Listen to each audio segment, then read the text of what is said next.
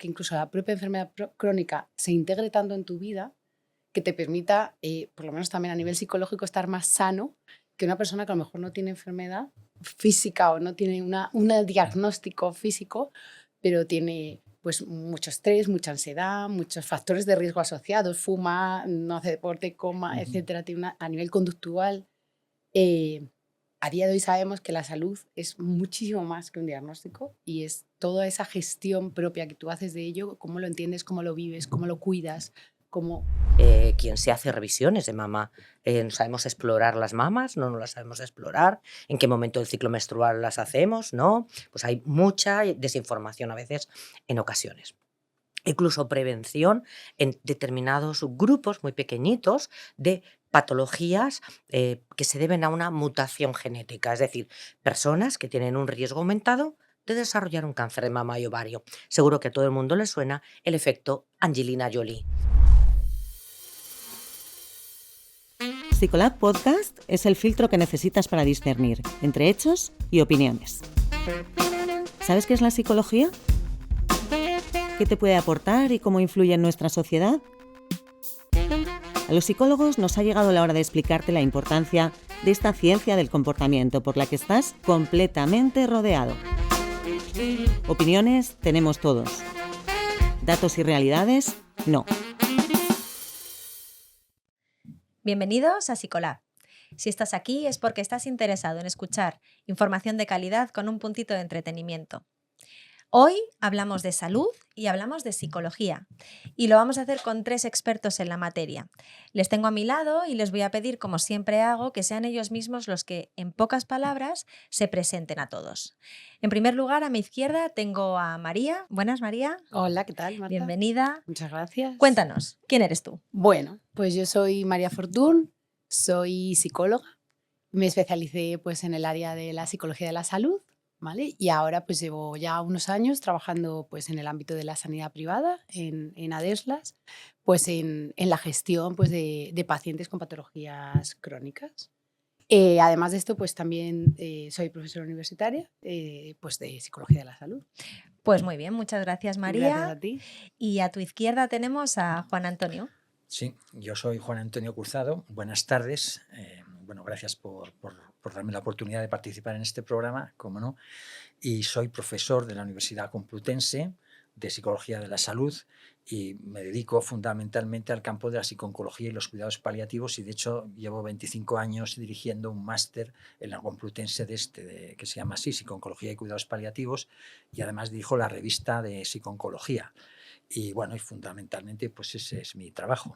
Así que pues muchas gracias, Juan Antonio, por estar aquí. A vosotros, pues ya digo, por la invitación. Y en último lugar, a tu izquierda tenemos a María Eugenia. Bienvenida. Muchísimas gracias por contar con mi participación en este coloquio. Yo soy María Eugenia Olivares, soy psicóloga clínica y trabajo en la sanidad pública. Mi área fundamental es el campo de la psico-oncología, como antes comentaba Juan Antonio, y estoy en una unidad específica de patología mamaria en el Hospital Clínico San Carlos. Llevo allí 35 años y además soy profesor universitario en la Universidad Complutense de Madrid.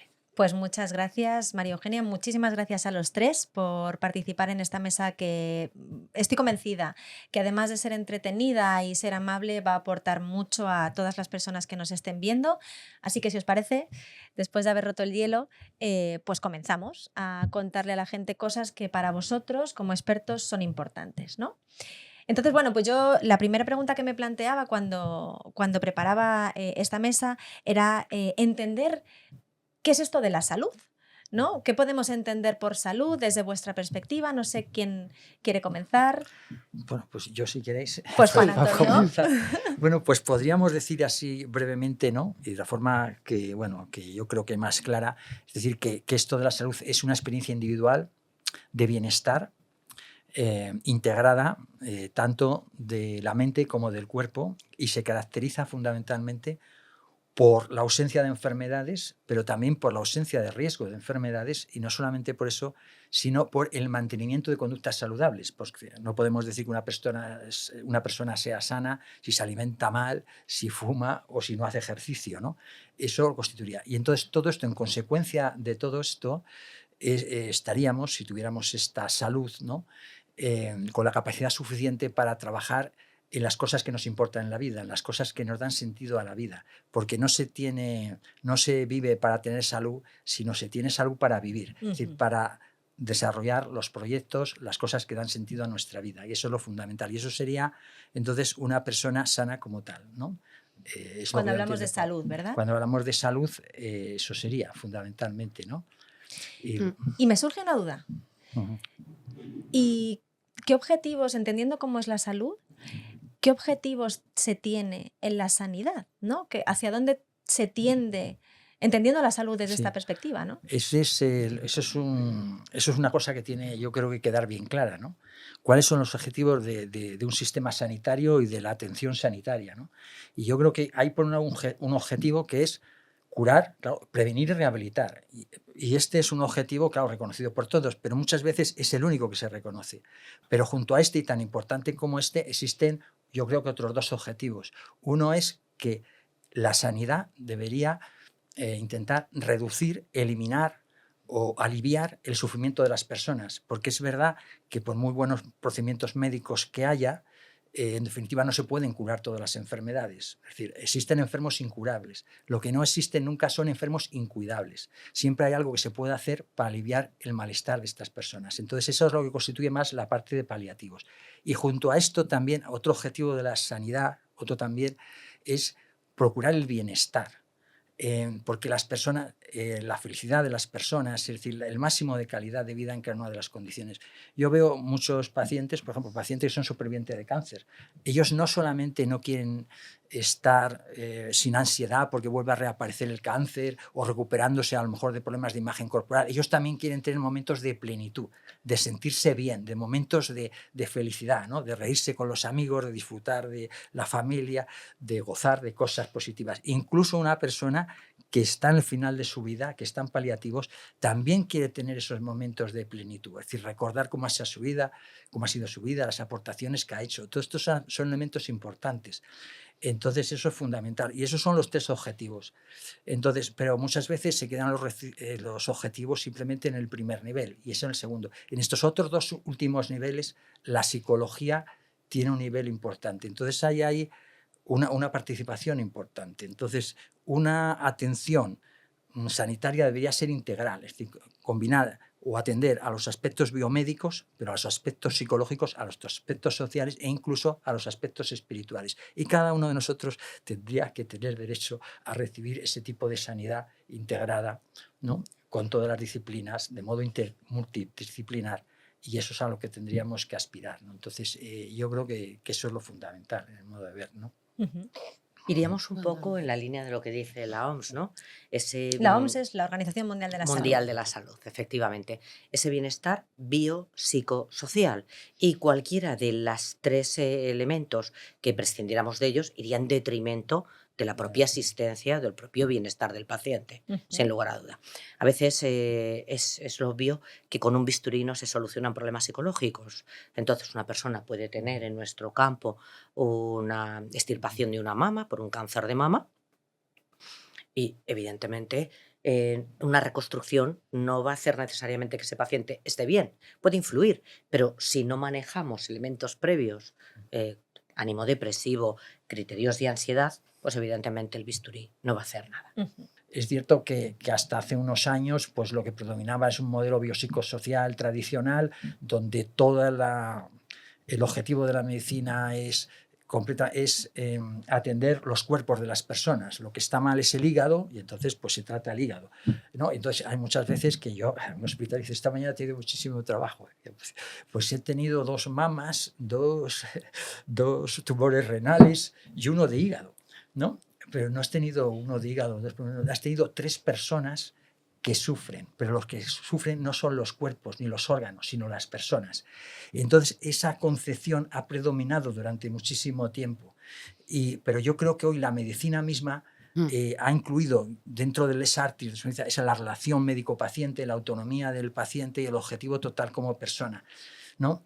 Pero todavía tenemos un gran trabajo que hacer para que el tratamiento sea verdaderamente multidisciplinar, es decir, ¿no? De aspectos psicológicos con los médicos, bueno, también hay cosas de trabajo social, también hay otras cosas por ahí, de otras disciplinas también, pero fundamentalmente es esto. Entonces ha producido un cierto avance en ese sentido, pero todavía nos queda mucho trabajo, ¿no? Y ahí es donde estoy entendiendo que los psicólogos especializados en salud es donde tenéis vuestro campo de actuación.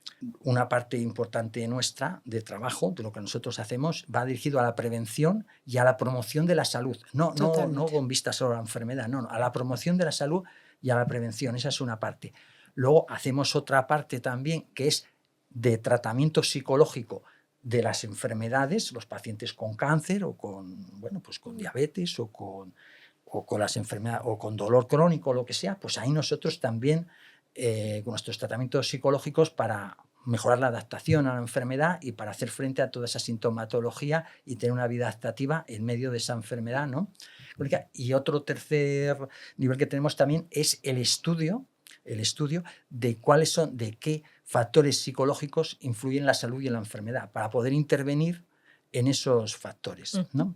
Claro. Y también tenemos otra área de trabajo, los psicólogos de la salud, que es trabajar para optimizar todo el sistema sanitario. Es decir, la comunicación médico-paciente, el conseguir que los pacientes sean expertos y activos, porque claro, el paciente, hay una cosa claro, importante en la salud, el paciente las 24 horas del día, los 7 días de la semana está con la enfermedad, Claro. y quieras que no, es un experto en la enfermedad y no podemos perder ese nivel. Y, Pues y nosotros debe serlo. Y debe hacerse cargo de su, claro, de por su la propia autonomía del paciente enfermedad. activo, el Claro, paciente es un experto, que es tan activo. importante. Claro que sí. Entonces esas cosas las trabajamos nosotros. Y también trabajamos, claro, los sistemas de la comunicación médico-paciente, todo este tipo de cosas, la actividad. Y luego tenemos que mejorar la experiencia del paciente, porque que eso se ha hecho muchísimo. Tú fíjate cómo eran los hospitales, por ejemplo, tú te ibas cómo son, es que daba miedo entrar ahí. La experiencia del paciente cuando va al hospital es de miedo. Había que ver cómo eran los centros estos de radioterapia, que eran unos búnkeres, así que ahora los han mejorado, Humanizado, un poco, ¿no? claro. Y los niños y eso Esto se pues ve han mucho en hecho pediatría. cosas en Eso es, pediatría, se han hecho justo. muchísimos antes, pero la experiencia del paciente dentro del hospital, el paciente experto, todo esto, el manejo de la relación médico-paciente, cómo dar las malas noticias, nosotros somos expertos en comunicación y también orientamos incluso a lo que serían las políticas que se tienen que desarrollar en la sanidad, ¿no? Con todo este rollo que os estoy contando, quiero incidir sobre todo en que las áreas de la psicología de la salud son múltiples. Permíteme que recopilemos un poco toda esta información. Porque toda esta información. A ver si yo soy capaz de dar un poco de... Bueno, vamos a ver si lo organizamos, ¿no? A ver si yo he entendido bien. O sea, estoy entendiendo que como se conceptualizaba la salud hace un tiempo era fundamentalmente centrándose en la parte más médica, más física. Desde hace un tiempo hasta ahora se está integrando la importancia de no solamente quedarte con la parte física, ¿no? Sino que hay una parte muy importante que influye incluso en esa parte física, que es la parte psicológica, la parte emocional, y que a esto es a lo que os dedicáis vosotros como psicólogos expertos en salud, y que esto implica, y yo creo que es un mensaje que creo que es importante trasladar a los oyentes, que todos podemos, si sabemos cómo hacerlo, intervenir en cualquier tipo de problema que tengamos a nivel físico, ¿no? No porque cambien las condiciones físicas, sino porque la manera de llevarlo, de sobrellevarlo, pueda ser una o completamente distinta. Lo estoy entendiendo así, ¿no? O sea, Totalmente. que la conceptualización que ha habido de cómo se entiende la salud, incluso por el ámbito más sanitario, ¿no? Más médico, son los primeros que entienden que hay una pata que ellos no manejan, que no son expertos, que es la pata psicológica. Y aquí es donde estáis vosotros. A mí me gustaría matizar un elemento, un poco al hilo de lo que ha comentado Juan Antonio, y es que hay eficacia en las Eso intervenciones psicológicas. Qué importante. Entonces, eso no es una cuestión de duda. Hay evidencia científica suficiente de determinadas intervenciones psicológicas y eso no lo podemos pasar por alto, porque si esto no fuera así, estaríamos incurriendo en cuestiones éticas y legales. Voy a poner un ejemplo. Si yo sé que un tratamiento, un antibiótico, es eficaz ante una intervención quirúrgica y no me lo ponen, pues ahí hay un desfase, no correspondería, me lo tendrían que poner. Porque sabiendo que hay intervenciones psicológicas que son eficaces, no todo el mundo tiene acceso a ese mismo tipo de intervenciones psicológicas. Un poco como decías, ¿no? Es decir, la intervención psicológica viene en función del código postal, pues aquí estamos haciendo algo que éticamente puede ser muy cuestionable.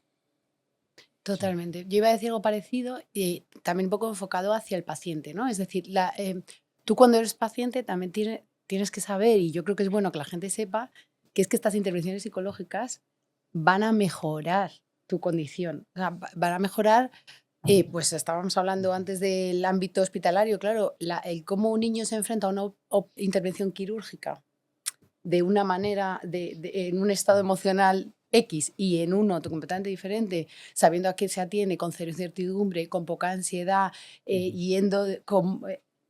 es que eso impacta en la recuperación. Es que tenemos datos que demuestran, datos científicos que demuestran que el niño se recupera diferente. Entonces, bueno, pues todo esto son cosas que yo creo que como paciente está muy bien que sepas, ¿no? Que al final tu forma de afrontar esa enfermedad y si tienes, va a decir la suerte o el derecho de que realmente pues una intervención psicológica, que por ejemplo en el caso de la intervención quirúrgica no tiene ni por qué ser larga, es muy breve, sí mejora.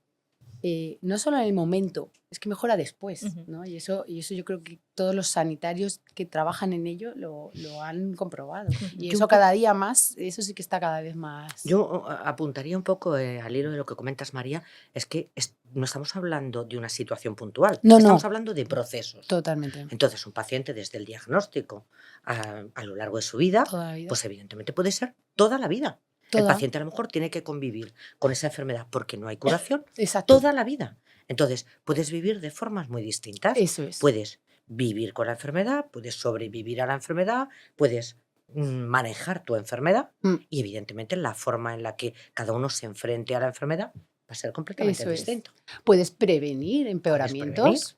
Por ejemplo, puedes detectar precozmente empeoramientos, que eso, detectar y prevenir un empeoramiento hace que la enfermedad a la larga también mejore. Estoy pensando pues, en diabetes, estoy pensando en las exacerbaciones de EPOC, estoy pensando en un montón de cosas que, que el hecho de que tu propia gestión, tu propia conducta y cómo tú lo estás afrontando, sí que impacta en la mejora o por lo menos en el control de la patología que no tiene cura, que sabemos que no tiene cura. O, por ejemplo, otro ejemplo que también a mí me ha pasado varias veces es el tema de la adherencia. Es otro ámbito Explica qué es en esto el de la que adherencia. yo he trabajado mucho tiempo. La adherencia terapéutica es, pues, a una persona con una enfermedad te pautan un tratamiento y ese tratamiento pues hay que cumplirlo, ¿no? Hay que cumplirlo como te han prescrito que lo cumplas. No solo farmacológico, tratamiento en todos sus... O sea, una parte de tomar la medicación que te mandan, alimentación X, ejercicio un poquito estilo tal, de vida... tienes que hacer esto, dejar de todo. fumar, no sé cuánto. Exacto. Vale. Y esto hay que cumplirlo, Ujú. ¿vale? Y cumplir esto, a lo mejor durante 7 días, si es un antibiótico, es relativamente sencillo. Cumplir esto cuando es para toda tu vida, pues requiere una serie de cambios conductuales y una serie de cambios de chip, Mentales. ¿vale? Mentales, pues importantes, Claro. ¿vale? Y si encima esto conlleva efectos secundarios, pues ni te cuento, mucho más, ¿no? Y pues mucha investigación a este respecto, ¿no? Yo estuve trabajando con el King College en este tema, ¿no? En tema de factores que se relacionan con la adherencia. Pues las creencias, lo que nosotros pensamos, es uno de los principales predictores de no adherencia, del hecho de que tú llega un momento que falles, ¿no? Que falles en tu medicación.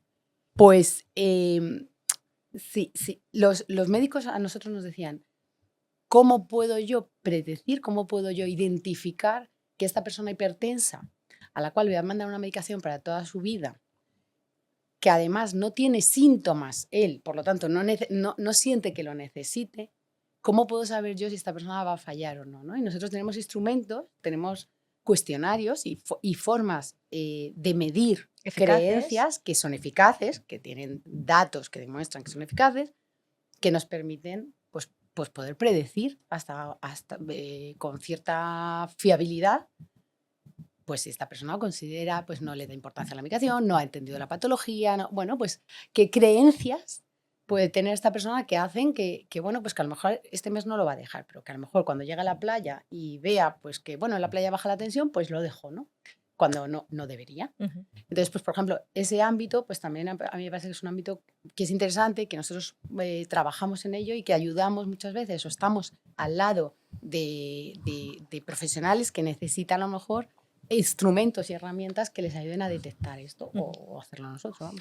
Yo Una creo que... cosa. Ay, Bueno, perdón, no, perdona, perdona. pero no, yo quería también para ver un tema, abordar un tema sobre esto que se ha tocado ahora mismo, que es importante. Y es que, claro, hay una cosa que es esencial, ¿no? Es decir, cada uno de nosotros puede ser una persona muy tranquila. Hay gente que dices, mira, pues una persona siempre tranquila, siempre regulada, no tiene miedo a nada, etcétera. Bueno, eso es así. Eso es así hasta cuando llegas al médico. Claro. Y tienes un diagnóstico de una cosa u otra. Todo el que va al médico va asustado. Puede mantener la tranquilidad y demás, pero va asustado. Entonces, en los sistemas sanitarios es esencial ese aspecto psicológico que tiene que estar presente en distintos niveles, porque los psicólogos dentro de estos hospitales, la psicología, la atención psicológica, los hospitales, conviene subrayar una cosa, no solamente es cosa de psicólogos, es cosa de todos los miembros del hospital. Lo que pasa es que hay distintos niveles, porque claro, si estamos en una unidad de cuidados paliativos, en un sitio donde está la gente grave, pues claro, el personal de asistencia, hasta el recepcionista, me refiero a los celadores, el personal auxiliar, los auxiliares, todo esto, esos tienen que tener especial atención y cariño para tranquilizar al paciente y que eso haga así, ¿no? Otro segundo nivel es que los médicos, el personal de enfermería y eso, cuando se dirija al paciente, tiene que tener un entrenamiento, claro, un les artis del manejo mínimo del paciente para dar las malas noticias al ritmo que las puede dar y gestionar esa comunicación con el paciente, porque se falla mucho en esto. Pero si esa información fuera bien dada y bien administrada, tendríamos gran cosa, ¿no? Siempre respetando la autonomía del paciente, los deseos del paciente y los aspectos, porque hay gente que son muy evitativos, otros son más, le gusta toda la información completa, pero ese es un segundo nivel. Y ahí también otra cosa que tienen que saber hacer mínimamente es saber derivar, es decir, saber qué personas necesitan atención psicológica para inmediatamente enviarlos ahí, porque está este otro nivel, que es el que hacemos los psicólogos en la parte de oncología, pero los psicólogos de la salud en general, que es lo que estamos hablando. Interactuar ya con el paciente que tiene esta problemática, bien para los temas de adherencia o bien para el manejo de las emociones, de la ansiedad y el estrés, de lo que es el afrontamiento de la enfermedad, ¿no? Para ellos y para la familia, ese segundo nivel. Y luego hay otro nivel todavía superior, es como una pirámide, ¿no? Que son esas personas que tienen ya patologías previas, que tienen especial vulnerabilidades y tienen trastornos, bueno, pues a lo mejor previamente de esquizofrenia o de depresión, que eso sí necesitan también pues de psicología clínica, incluso de psiquiatría, y tienen que ser derivados convenientemente. Entonces hay distintos niveles, ¿no? Pero todos, la psicología está presente desde el primer nivel para tratar de generar una experiencia del paciente que dentro de que todo el mundo va asustado y con miedo, ¿no? Pues que por lo menos tengamos una buena interacción. Pero los psicólogos tenemos un papel que es fundamental, porque cuidado, estos enfermos crónicos, estos enfermos con cáncer y eso, diferenciémoslo bien, estos no son enfermos mentales, son personas como todos nosotros que nos diagnostican un cáncer o una enfermedad que consideramos muy amenazante para nuestra salud, pues lógicamente nos asustamos muchísimo y aunque tenemos algunos recursos, a veces no sabemos utilizarlos. Y si no se interviene prematuramente, esa gente puede acabar teniendo problemas de desadaptación graves con trastornos depresivos, de ansiedad, etc., que de otra manera no tendrían. Y entonces es lo que quería decir, no me quiero enrollar con esto, pero que se entienda que esto tendría que ser en niveles, ¿no? Hay niveles de intervención, eso es lo que quería dejar claro, ¿no? Totalmente. Yo, un poco al hilo de lo que comentabais los dos, creo que es fundamental, y lo estamos poniendo sobre la mesa, es el tema de la información que tiene el paciente. Creo que es determinante. Por una parte, el profesional que dice al paciente al que yo le he dado esta información no se ha enterado, no tiene una adherencia buena al tratamiento. ¿Qué ha pasado ahí? ¿Por qué no se ha enterado ese paciente, no? ¿Cómo se dicen las cosas, no? ¿Cómo se dicen las cosas? ¿Y en qué momento? Es fundamental. ¿Y en qué momento? ¿Y cuál es la disposición que tiene ese paciente para recibir esa información, ¿no? Un ejemplo que antes lo comentábamos, ¿no? Una paciente, cosas que nos pueden parecer demasiado obvias, ¿no? Una paciente, es un caso que siempre comento, que decía, se le había extirpado una mama por un cáncer de mama y decía, qué suerte doctora que me han quitado la mama y no el pecho. Bueno, pues puede parecer una cosa muy obvia, pero a esta persona le falta una información. A lo mejor su Importante. nivel cultural le Mm. incapacita para poder comprenderlo de otra forma mucho más clara. Evidentemente tenemos que adaptarnos al nivel del paciente, Ujú. Totalmente. sus valores, sus expectativas, sus experiencias. ¿Ha tenido contactos con la enfermedad previa o no? Esa persona Mm. con una hipertensión, su Claro. padre, su madre falleció por un Exacto. infarto, es Total. determinante. ¿O no? Totalmente. Sí, Ah, sí. pues, O a lo mejor falleció y no le han dicho que es por un infarto, o es por un infarto, pero nunca ha unido que el infarto y la hipertensión son enfermedades cardiovasculares, las dos, una factor de otra. Y de eso hay claro. muchísimo. O sea, es que es el pan nuestro cada día. Al final es información, como tú bien Claro. dices. Y después depende un poco, como decía Juan Antonio, ¿no? De esas estrategias de afrontamiento, cómo lo maneja el paciente. Ujú. Hay pacientes que te dicen, yo tengo que vivir como si aquí no hubiera pasado nada, y Totalmente. así intentan funcionar. Hay pacientes que te dicen, no, no, yo lo dejo en manos del médico o en manos de Dios. O Ujú. hay pacientes que te dicen, mira, me han diagnosticado un cáncer y sé cuál es el final. No puedo hacer nada ante Mm. este hecho. Evidentemente, esas estrategias de afrontamiento también van a determinar Lo que cómo se viene enfrenta. después. ¿Cómo se Claro. enfrenta el paciente a todo este proceso, ¿no? Y yo creo que hay que poner sobre la mesa algo fundamental, y es de dónde procede la información. Mm. Y el doctor Google puede ser muy bueno Mm. o puede ser peligrosísimo, Mm. porque el paciente me puede venir con una información del Telval Mial Clara, el 10 minutos, o la experiencia particular de una persona ajena, Claro. que su proceso no tiene nada que ver con el mío. Pero por eso voy un poco a mi área, ¿no? Todo el mundo cree conocer a alguien con un cáncer de mama, saber algo de un cáncer de mama, y reciben a veces informaciones sobre cosas que no hay evidencia, que no están demostradas ni están comprobadas. Y eso puede ser de una peligrosidad absoluta, porque le Totalmente. puede llevar a tener comportamientos mm, que no están demostrados. Hay pacientes que de repente dicen, yo he dejado de comer esto, esto, esto, ¿y quién se lo dijo? No, no, es que Es eso puede verdad. ser tremendamente peligroso. Es verdad. Totalmente. Yo Ujú. también tengo varios casos de esos, ¿eh? Eso es O- muy, muy frecuente, ¿no? Pues eso tendríamos que lograr, que el paciente tuviera suficiente confianza con el médico para preguntarle todo y asesorarse de él, ¿no?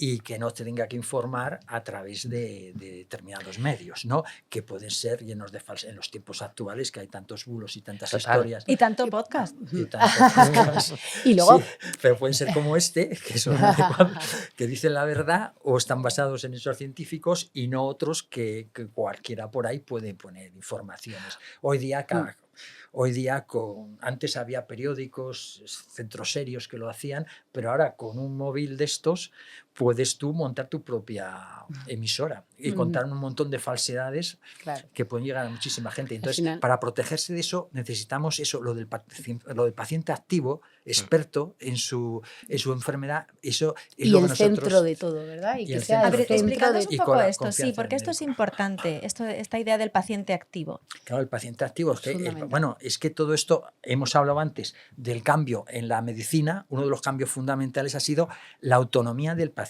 el que Totalmente. el paciente se respeten las decisiones de los pacientes, ¿no? Porque tú puedes hacer hoy día tus voluntades anticipadas, tus instrucciones previas, y en la ley del 2002 de la autonomía del paciente, cualquier paciente puede, si no le rechazar determinados tipos de tratamiento y aceptar otros, y ahí se estipula o se dice que todo paciente tiene que ser informado, está el consentimiento informado, está todo eso, que le hace al paciente ser protagonista. Y claro, en los últimos años se ha cambiado esta perspectiva del médico, del modelo paternalista, que el médico lo sabía todo y el paciente no sabía nada, a este modelo de autonomía donde pues, existe esta interacción, ¿no? Entre paciente y toman médico, ¿no? decisiones Y conjuntas. se toman decisiones conjuntas, porque hoy día además, por ejemplo, en el tema del cáncer y en otros temas, hay veces que hay varias alternativas de tratamiento, no una, sino varias, ¿no? Y entonces la persona, claro, tiene que tomar decisión sobre la línea de tratamiento que es más adecuada para él. Y entonces para eso tiene que interactuar con el médico. Pero para eso necesitamos eso, la comunicación médico-paciente realista, veraz y útil, ¿no? Y no, ya digo, otros procedimientos de información que pueden alterar toda esta información. Pero vamos, el paciente en enfermedades crónicas y demás, pues es que se hace mal uso en España, claro, la atención primaria está muy descuidada. Pero el 80% de estas enfermedades crónicas pueden ser autogestionadas Totalmente. con la guía del médico de atención primaria, y hay también psicólogos en atención primaria, y el paciente diabético, el paciente con hipertensión y eso, tienen que ser expertos de su propia Exacto. enfermedad para ellos ser activos, ¿no? Tal Y cual. ellos mismos pueden, todos los hábitos estos que Es estamos que, hablando es de que al final el ejercicio paciente físico. crónico decide cada día de su vida, Sí, cada eso sí. hora de su vida está Sí. tomando decisiones que repercuten en su salud. Sí. Y no las toma su profesional sanitario de referencia, que 100% de acuerdo contigo en temas de la primaria, creo que es fundamental. Pero no las toma él, las toma el propio paciente. Entonces, todos los días de su vida, todas esas decisiones, un paciente diabético tipo 1 tiene que decidir cada día de su vida qué come, cuánta insulina se pincha, cómo se la pincha, qué tipo de ejercicio hace o deja de hacer y cómo eso repercute. Y todas esas decisiones repercuten en su salud. Si las tomo bien, voy mejor. Si las Y si las tomo tomo mal, mal, pues voy voy peor. fatal. Entonces, no es que sea importante, es que es básico que tú entiendas tu propia enfermedad, que seas dueño de tu propia enfermedad y que puedas anticipar, prevenir y convivas con ella de una manera saludable. Saludable desde un punto de vista, como decíamos al principio, en su gran espectro, ¿no? De manera saludable a nivel psicológico, social y físico. Yo incidiría en una cuestión y volvería a mencionar lo de antes. Esto es un proceso. Mm. No es que hoy me hayan soltado un diagnóstico. Claro. Hoy me han soltado un diagnóstico con el que voy a vivir. Y por lo tanto, un poco en la línea de lo que comentábamos antes, el paciente quiere vivir con una enfermedad, Claro. no tan solo sobrevivir a Eso una es, enfermedad eso es. o a una etiqueta diagnóstica. Entonces, si tengo que vivir, en el caso que mencionabas, diabéticos, un diabético insulino dependiente con 8 años, es que va a vivir toda su vida. Claro. Evidentemente, o se integran mucho esos hábitos saludables, o si no, lo vas a tener muy mal. Y el riesgo de enfermar va a aumentar. Claro. Va a aumentar. Claro. Y ahí entiendes a los papás, también a los padres. Por ejemplo, en el caso ese en concreto, nosotros trabajábamos muchísimo con los padres.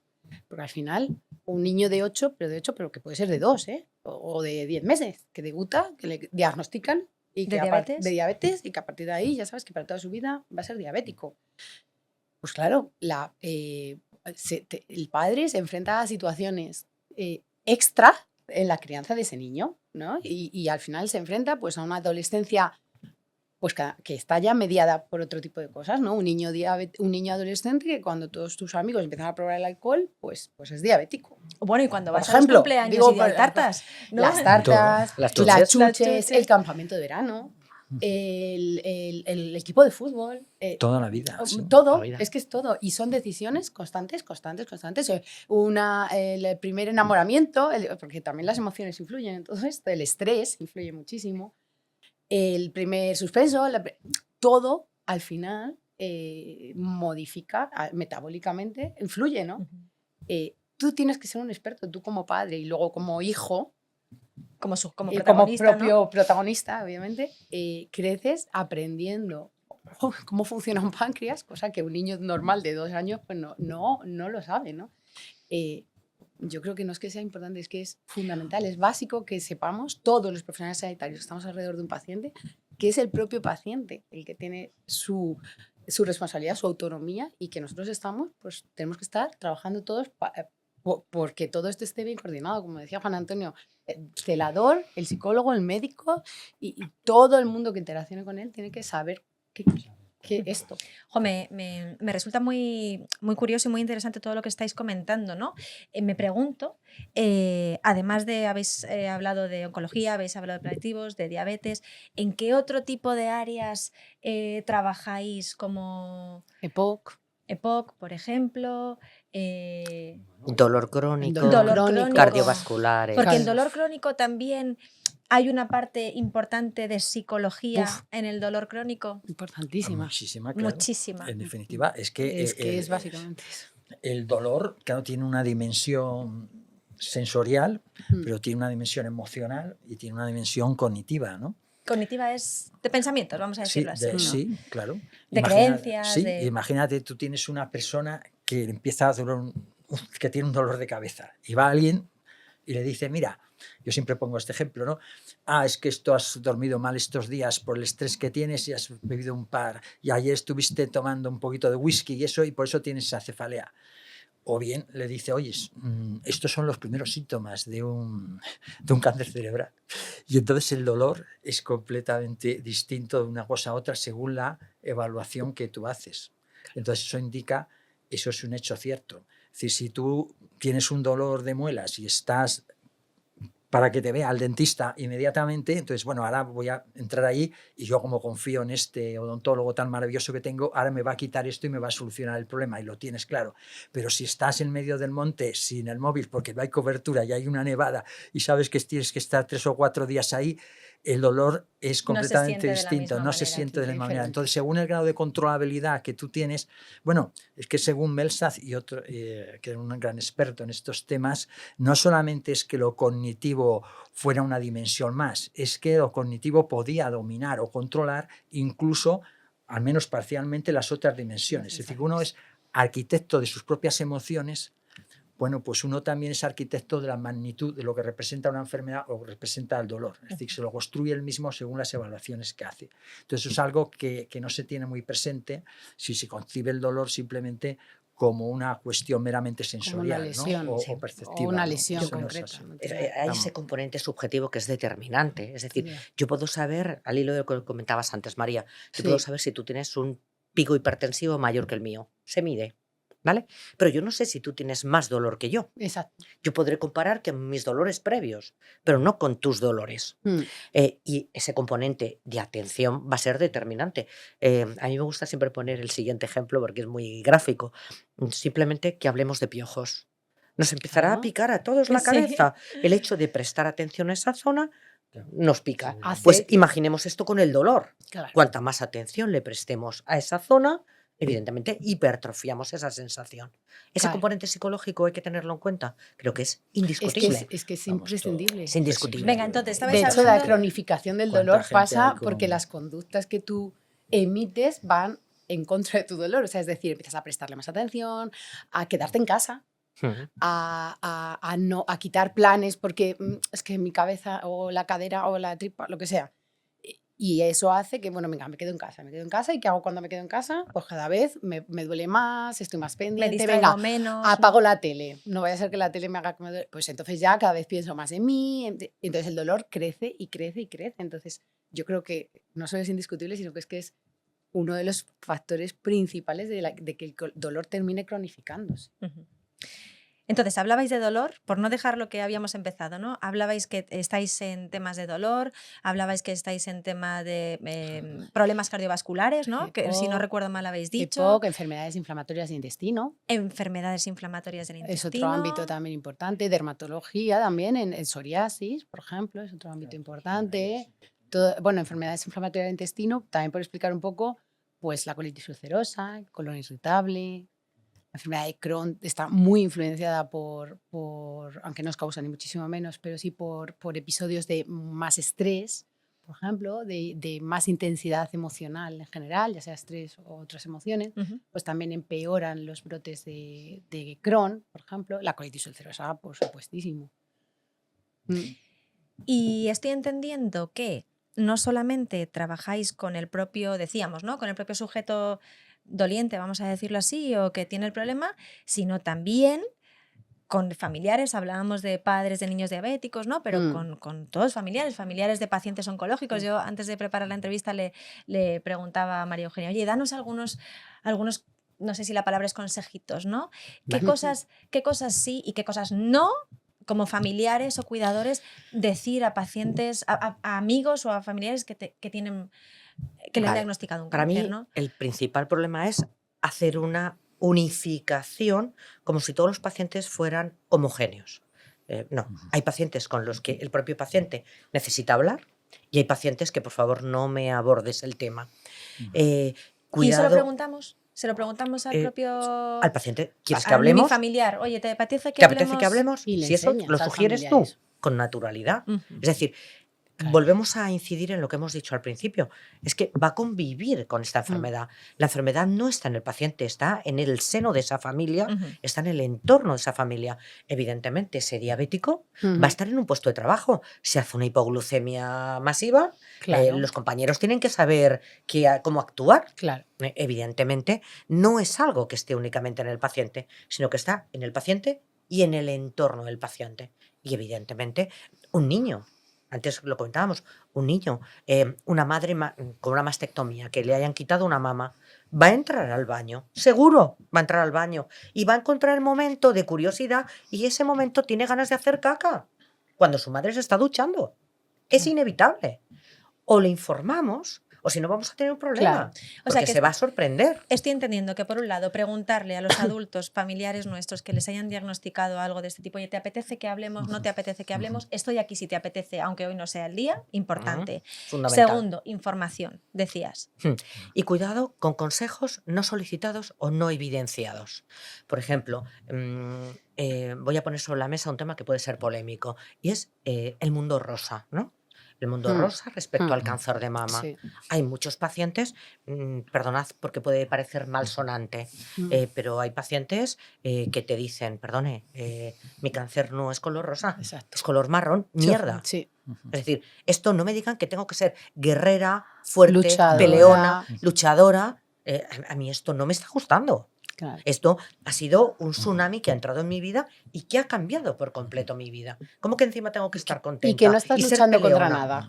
¿Y ser peleona? Exacto. ¿Ser peleona eso contra qué? les Es decir, molesta, yo soy sí. responsable de esta enfermedad. Mm. Es que a lo mejor no eres Exacto. responsable de esa enfermedad. Vale. Tendrás que tener los hábitos Claro, óptimos, claro. pero tú no eres responsable, porque esto podría ir en contra. Es Claro. decir, si en un momento la Sentirse enfermedad culpable. desgraciadamente progresa y acaba en un desenlace de muerte, el paciente se va a sentir responsable de qué he hecho mal. Eso es. No he sido lo suficiente peleón, Claro. Sí, no he sido eso lo es. suficientemente optimista. Ese es uno de los No he sido- problemas. Eso es un- Uno de los problemas siempre ha sido que durante muchos años se ha insistido en esto de cuando hablamos del cáncer, teniendo una terminología belicista. Es decir, hay que luchar, y mucha gente lo dice, tienes que ser fuerte, tienes que luchar, sé valiente, ten coraje, no te vengas abajo, no seas cobarde, todo este tipo de cosas, que es absurdo, porque esto no es una guerra de ese tipo. Y Eso además, si luego resulta que la cosa termina mal, es que no has luchado bien, no has sido Claro. valiente, has sido cobarde. Si te pones a llorar, que muchas veces tienes ganas de eso, cosa que está bien, porque yo creo que hay muchas veces que la gente necesita desahogarse Claro que y el sí. llorar alivia mucho, pues eso no, porque la gente que hace eso son personalidades Débil, tóxicas. claro. En una malentendida psicología positiva que hay por ahí, luego sí hay gente Sí. que trabaja la psicología positiva de forma conveniente, dicen esa tontería. Yo creo que el peor tema es sacar las metáforas belicistas. Eso está publicado nada más en la revista Lancet y eso pues está radicado, pero todavía la gente de la calle pues lo dice mucho. Esto es como, yo a veces le digo, tienes que cambiar la metáfora de la lucha, porque la metáfora de la lucha es a veces como si yo, por ejemplo, tuviera una china en el zapato y entonces yo, que en términos belicistas yo tengo que coger, no me puedo quitar esto, pero a lo mejor es machacar con mi pie la china hasta que se disuelve, pero la china no se disuelve y te hace más daño. Es mejor que eches así con el zapato, eches la chinita hacia adelante y la cojas entre los dos dedos, entre el gordo y el otro, y la tienes ahí. Y ahí, aunque tú estás con la chinita, tienes que estar con la chinita, pero tú puedes Pero no seguir duele. actuando y duele menos. Es decir, que tienes que llegar, aquí llego al tema que más quería yo contar, que es el nivel más importante de estos, que es la aceptación. Y entonces, bueno, eso si quieres hablamos Dale, luego. dale, Pero Juan Antonio. no, es que yo creo que uno de los temas más difíciles o complicados sobre este tema, muchos pacientes te lo dicen, cómo, ¿Por o la qué? familia a veces te dice, ¿Por qué? ¿cómo por qué hacemos a mí? frente a esto? ¿Por qué a mí? Sí, porque mucha gente siempre dice, esto es a mí. Yo siempre he mantenido conductas saludables, yo no he fumado, yo no he bebido y tengo un cáncer, ¿por qué esto es a mí? ¿Por qué? Otra gente trata de negarlo, evitarlo y tal. Pero yo lo que he aprendido de esto, te lo digo claramente, es que la aceptación puede llegar a transformarte, de verdad, hacia una nueva forma de comportarte y de ver la vida. Y de ver la vida. Y la evitación y esta no aceptación lo que hace es someterte cada día más. Entonces yo les digo a los pacientes, digo, mira, esto es muy fácil de decir, si quieres lo vamos a aprender juntos porque esto es muy fácil de decir, pero muy difícil de hacer. Y lo difícil de hacer es decir, bueno, tengo esto, un cáncer, tengo una desgracia. Bueno, eso no solo te ocurre a ti, claro, existe muchas personas, cada uno de nosotros a lo largo de nuestra vida nos van a suceder hechos imponderables, porque en un momento estamos sanos, pero en un momento pasamos a enfermos de una situación a otra y a veces muy rápida. Es decir, que a todos nos va a ocurrir esto. Alguna vez en la vida nos ocurrirá esto. Y si no, pues a nuestros familiares, a nuestros seres queridos, pero en definitiva, 100% nosotros vamos a morir y así va a ser. Entonces, bueno, lo primero que te decir es dejar de esto y decir, bueno, ha ocurrido esto que no me gusta para nada, pero eso es un hecho que está ahí. Porque el mundo no es como a mí me gusta, es como es. Y es así. Y una vez dicho esto, uno se tiene que preguntar, a ver, ¿qué puedo hacer yo? ¿Qué acciones puedo tomar yo para recuperar mi salud o controlar mi problema de salud? Pues es confiando en los médicos, recibiendo los mejores tratamientos, con los médicos en los que yo confío, etcétera, y dirigirte a eso como un problema, porque eso es lo que nosotros llamamos el afrontamiento dirigido al problema. Y luego uno se tiene que preguntar, a ver, ¿qué puedo hacer yo para tener la mejor calidad de vida, Eso también más es. bienestar, regular estas emociones tan negativas que tengo? Pero yo creo Y que Para eso, incorporar esto en mi y- vida. y al incorporar final, esto ¿no? en Para mi vida que y vivir con esto ello. Y ya entre en está. la vida, no para Y que eso mi es lo que vida me vuelva tengo. hacia ahí. Ese Y es eso, el- sí, pero vamos, que esto es muy fácil de decir, pero realmente es un aprendizaje el hacer así, porque es lo que y nos afecta a todos, porque en algún momento cada uno de nosotros vamos a va a enfermar. enfrentarse a algo que no es tan controlable directamente, o que va a costar Eh, mucho controlarlo, o que no se va a poder superar del todo, ¿no? En la Pero vida, ¿no? yo Pero, creo que el problema radica a veces es que funcionamos muchas veces con el mito de la invulnerabilidad, ¿no? mm, A mí no me va a pasar. claro, Ante un diagnóstico, la primera información es ¿y por qué a mí? porque a mí. Es que solamente tiene una respuesta y es ¿y por qué no a ti? Claro. Es que no hay una respuesta. Evidentemente es muy fácil hablar de enfermedad cuando uno se siente cuando uno- invulnerable Sí, claro. y es muy Claro, fácil hablar claro. de muerte cuando uno se siente inmortal, Cuando ¿no? estás en el mundo de los sanos, todo el Claro, mundo tiene consejos, todo el claro. mundo Ujú. dice cosas de cómo los otros tienen que hacerlo, de cómo no hacer así. Yo aconsejaría a la mayor parte de la gente que es así, que viven en ese mundo, que se creen inmortales. Cada uno de nosotros nos creemos que somos inmortales, pero somos muy mortales y ya lo comprobaremos. Es la única Entonces, estadística que se cumple en el Exacto. 100% de los casos. 100%, La única. entonces, y Nos desde vamos a ahí, morir los que mejor. estamos Yo creo nacidos. que yo sí que aconsejaría algo que es más difícil que dar consejos, algo mucho más difícil, que es saber escuchar, porque la mayor parte de la gente no sabe escuchar. Lo que pasa es que no es tan fácil, porque claro, tú empiezas a escuchar a la persona y sobre todo es una persona cercana a ti, incluso si eres el médico, y entonces, claro, como nosotros tenemos neuronas espejo, pues las emociones son contagiosas. Si tú estás con gente que te ríes, que te lo pasas bien y eso, pues tú rápidamente. Pero entonces tú estás escuchando a una persona llena de dolor, llena de malestar, De y que miedo, quiere ¿no? desahogarse Sí. contigo y se lo está contando. Y entonces esa emoción te hace sentir una emoción similar. Y ya hay mucha gente, claro, si son familiares y eso, muchos de ellos pues tienden hasta a ponerse a llorar con ellos. Claro, el profesional eso no lo puede hacer, porque el profesional tiene que aprender a escuchar con ecuanimidad y con tranquilidad, porque el hecho de que el otro cuente todas esas cosas tan terribles que está contando y tú mantenerte sereno, tranquilo, escuchando, eso ya ayuda a la aceptación por parte del paciente, porque tú no te Claro. asustas ni te emocionas, tú escuchas con eso. Claro, si te pones a llorar con Y él, pues permitirle. lógicamente él ve que, bueno, si este también se asusta, pues esto no te sirve para nada. Con los familiares, saber escuchar cuesta un poco más porque ellos se identifican más y tienden a sentir eso. Pero yo he visto muchas familias que cuando empiezan a contar uno de esos, entonces la otra persona se hace el fuerte. Y a veces es el familiar el que se pone a llorar y entonces el paciente que se hace el fuerte. Eso Me pasa un explico, eso a montón. veces, Te lo dicen ¿no? mucho, además, Pero eso, vamos, los pacientes. sí, No, pero- sí, yo soy. Es él el que me consuela a mí. Es Sí, el es que me eso, a consuela veces- mí. Y cuidado Yo- con el tema de juzgar las emociones. Las eso emociones es yo creo otra. que no se juzgan. Claro, Son claro. porque son y Y ya está. yo iba a ir ahí en ese sentido y un poco hilando con la aceptación, que a mí también me parece que es crucial y también me parece que hay un antes y un después en el cual tú aceptas esta nueva condición y aprendes a incorporarla dentro de tu vida y a seguir tu vida, ¿no? Y es permitirte sufrir. Es Claro. decir, el sufrimiento forma parte de la experiencia humana. todos sufrimos y todos vamos a sufrir en nuestra vida, no pasa nada porque en un momento dado se sufra, ¿no? Y el problema es cuando tú luchas contra ese sufrimiento, ¿no? Entonces, para evitarlo, ¿no? cuando tú luchas exacto, Claro. para quitártelo del medio, para no... Entonces, cuando a esto le juntas una enfermedad, pues claro, el cóctel es complicadito de gestionar, ¿no? Es que a lo mejor si a ti te dan una mala noticia, tan mala noticia como es una enfermedad, pues lo normal, o sea, la reacción humana normal es sentirse mal, sentirse confundido, hacerse ciertas preguntas que se dan en el 90% de los casos, como es, ¿por qué a mí? No entender lo que te está diciendo el médico porque de golpe tienes lo que llamamos una escucha en túnel, es decir, de golpe no asimilo lo que me están diciendo. Todo esto son reacciones humanas normales que necesitan un proceso, ¿no? Y que tanto el paciente lo tiene que entender como los familiares, como el médico que se lo tiene que explicar para entender en qué momento es el mejor momento para explicarle a una persona ciertas cosas que además va a tener que hacer él, ¿no? Por lo tanto, como son reacciones humanas normales y no estamos hablando de enfermedades mentales, como bien decías tú, Juan Antonio, antes, lo tenemos que entender así. Y por lo tanto, este proceso que va madurando y va cambiando conlleva eso, una aceptación y momentos de sufrir y aprender a incorporar ese sufrimiento, ¿no? En el caso del dolor, yo creo que es muy claro eso.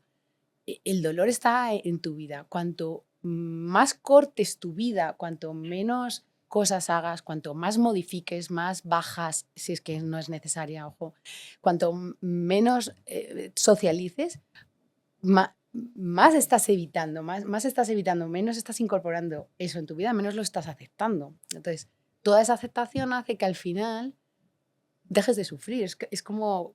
Es muy paradójico. Yo a veces lo explico muchas veces a los pacientes así. Es paradójico. En cuanto tú asumas ese sufrimiento de golpe, cesa, ¿no? O por lo menos se hace muchísimo más llevadero. Y esto no podría decir alguna persona, ¿y esto no es dejarse? Que es un poco lo que nos han vendido, ¿no? Esta idea. Porque va en contra de la idea de lucha esta que nos quieren vender, ¿no? Un Sí, poco. pero hombre, la aceptación yo creo que tiene un poder transformador, totalmente. porque te lleva a realizar algunas acciones. Por ejemplo, por eso hacer un afrontamiento activo es con el médico, ver los tratamientos mejores que existen, y el otro tratamiento es regular las emociones, ¿no? La otra línea, ¿no? Entonces, la aceptación siempre te lleva a algo, no es dejarse ir, es un proceso activo. La resignación, sí, eso sí, porque la resignación es me quedo con esto, a mí voy a vivir amargado toda la vida y aquí no se cambia nada. Eso no es aceptación. Y no eso quiero es saber resignación. nada. Es que es un matiz distinto. Sí, una cosa es eso es aceptar, otra cosa es resignarte. Resignarte te para. Aceptar te pone las pilas. Te pone las pilas, Aceptar claro. te abre puertas. Tengo que vivir con El esto. otro, la Claro. habitación o el quejarse, eso de decir, ¿por qué a mí? ¿Por qué no a mí? Y que lo injusto que es esto, pues claro que es injusto, pero si es que... Pero ¿dónde está todas las escrito cosas, lo que es justo? No. ¿Dónde estaba escrito? ¿Es justo que nazca un niño con un tumor cerebral? ¿Es No. justo? Pero es que Bueno, también lo no hay nada. tienen. Claro. ¿Es justo que un niño de 2 años, como decía María, sea diabético? ¿Dónde está el término justicia? Sí, pero bueno, también Es aquí, verdad. pero también aquí lo que tú decías antes, que lógicamente hay que validar al paciente, porque cuando se pone así de porque a mí no sé qué, no puedes tampoco decirle, claro, tienes que decir que tienes todo el derecho a decir A todo quejarte. esto, ¿no? Y por supuesto a desahogarte y a todo Por esto. supuesto. Ahora, una vez dicho esto, tenemos que ver las líneas que sean operativas, porque hacia dónde vamos con esto. Claro. Y no vamos a Bueno, ir yo a- creo, si me permitís, y yo creo que eso tampoco es una línea recta, quiero decir, Sí, no es no, primero te total. quejas y luego ya tienes que aceptar y luego ya para arriba, o sea, esto fluctúa, ¿no? Y hay Totalmente. días en los que tienes todo el derecho del mundo a quejarte, bueno, todos, pero vaya, hay días que estarás más de bajón y otros días que la aceptación se llevará mejor y otros días, y ahí creo, corregidme si me equivoco, que importante es a veces hacérselo saber a los que están a tu alrededor. Mira, hoy tengo un día Sí, que es mejor verdad. que mejor es que ni me hables. Y no es una cosa tuya, es que tengo un día de mierda. Claro. Total. Y entonces así la gente, los que están a tu alrededor, podrán, al hilo de lo que comentábamos Sí. antes, ¿no? Oye, ¿te apetece que hoy hablemos? ¿Te apetece que no hablemos? Ayúdame tú un poco. Darle Totalmente. naturalidad al tema. Mm. Lo que pasa es que no solamente está la emoción, sino que va a ir en función de cómo vaya cambiando la enfermedad. Claro. Es que yo puedo estar muy bien, haber recibido todos los tratamientos con una eficacia maravillosa y de repente tener un recaidón. Claro. Y entonces todo lo que he hecho se me va al traste. Porque a partir de ahora, ¿me ha servido o no me ha servido? Exacto, eso es. Porque Es como puede haber una peor recaída. que volver al punto de inicio al final. Claro. Uno piensa, es peor, porque en el punto de inicio al principio, pues por lo menos partía de cero, pero ahora ya no parto de cero. Ya me lo ¿no? sé. Ya me sé lo que viene. O, por ejemplo, tú con el tema oncológico Sí. lo sabes muy bien, no es lo mismo estar pasando por ciclos de quimio en los que, bueno, aparte de que tú te sientas mejor o peor, es que físicamente Estás mal. estás mal y hay días que estás muy mal y hay días que estás mejor y esto y es así, ¿no? No tiene, y las náuseas pues se llevan mal y hay muchos síntomas que están ahí que se llevan mal. Y eso influye, está clarísimo. Claro. Pero lo que tú decías, tienes toda razón, ¿eh? Que esto es una espiral, Sí, no para nada es un proceso lineal, como nada en la vida en realidad. Ujú. Nuestra vida, cuando no tienes una enfermedad, tampoco es lineal. Sí. Y hay que parte del aprendizaje también es ir entendiendo eso e ir adaptándote tú a lo que viene y a tu vida. Yo tenía un paciente con mieloma múltiple que había pasado todo el tratamiento ya, pero una secuela que le había quedado era, pues a nivel periférico, los pies no tenía neuropatía la periférica. estabilidad, exacto. Entonces, uno de sus principales hobbies era el senderismo. Y claro, al haber acabado todo el tratamiento, es verdad que desde un punto de vista médico estaba bien, dentro de que el mieloma múltiple es crónico, ¿no? Pero estaba muy bien controlado, pero el impacto que él tenía en su calidad de vida era brutal. Entonces, porque y su es difícil de principal entender para actividad, los otros, por ¿no? eso es muy importante poner el paciente de verdad en el centro, ¿no? Porque uno de sus principales hobbies y lo que era el motor de su vida, había pasado por trasplante y todo, era ese senderismo. Él vive todavía, vamos, en la montaña, en medio de la montaña, y se pasaba el día. Bueno, pues parte del trabajo con esta persona al final es ir adaptando para que no renuncies a tu senderismo, pero tenemos que adaptar tu principal hobby Claro. a tu condición física actual. Pero no vamos a renunciar a ello. O sea, no vas a cambiar el senderismo por las cartas o la televisión, porque a ti te gusta el senderismo. Pues tenemos que aceptar esto como viene y, bueno, pues vamos a buscar maneras, ¿no? Y así se hizo y tan contento, ¿no? Pero bueno, que es un poco lo que decías tú, María Eugenia, ponte las pilas, vamos, acéptalo, nos ponemos las pilas y tratamos de que la enfermedad no maneje mi vida, sino que se incorpore a mi vida. Eso, Yo- sí, María Eugenia. Yo metería dos temas. Por una parte, lo que estás mencionando de los supervivientes, aunque sea un término feo, Uf, pero ¿vale? eso es importante, Pero sí. es un tema fundamental, es decir, Fundamental. yo ya no estoy con una enfermedad aguda, entonces como ya tengo pelo y pues, ya estoy bien. Ya estoy bien. No, cuidado, que hay fechas de recuerdo, que hay Eso es. pacientes con los que has compartido quimio que han fallecido, Eso es. que esto ha dejado secuelas, que de repente estoy sin una mama, no tengo capacidad reproductiva, tengo despistes, El fallos de miedo, ¿no? memoria, fallo de atención, más allá del miedo a la recurrencia, Claro, no cabe la duda. espada de Pero Damocles. que esto deja secuelas. Y yo creo que también hay que poner sobre la mesa algo un poco al hilo de la familia. Esto no se acaba, la Eso psicología de la es. salud no se acaba con la enfermedad del paciente, ni tan siquiera con la muerte del paciente.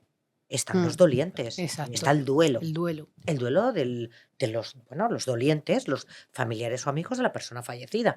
Y a veces se nos olvida. Esto no se acaba con la muerte del enfermo. Se acaba cuando los procesos se resuelven, ¿no? Entonces, creo que también es un tema que debería quedar reflejado en la mesa, ¿no? El tema de los supervivientes es un tema fundamentalísimo, porque hoy día, afortunadamente, afortunadamente, pero es que resulta hoy día casi la supervivencia de un paciente con cáncer, pues los niveles de supervivencia en España y en estos países europeos son del 60%, y la Unión Europea ha puesto que para el 2030 tenemos que llegar al 70%, pero en este momento estamos en el 58-60, no estamos tan lejos. Es decir, yo creo que en el 2030 efectivamente llegaremos a esos niveles.